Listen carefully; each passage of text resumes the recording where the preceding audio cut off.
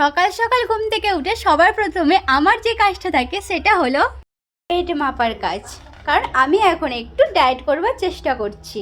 কারণ হলো ও মোটু, ও হলো পাতলু, তাই ওর কোনো ডায়েটের প্রয়োজন হয় না। বাবা আজ আমাদের পুকুর থেকে এই মাছগুলো ধরেছে, আর মা এখন এই মাছগুলো কাটবে, তাই এখানে ছাই এনেছে। আমরা এখন কলে ব্রাশ করতে এসেছি।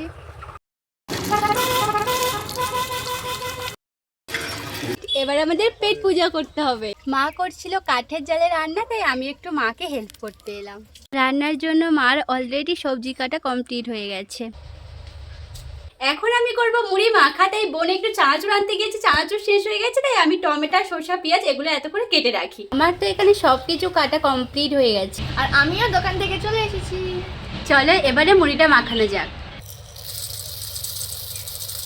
আমাদের মুড়ি মাখানো কমপ্লিট, এবার আমরা খেতে থাকি।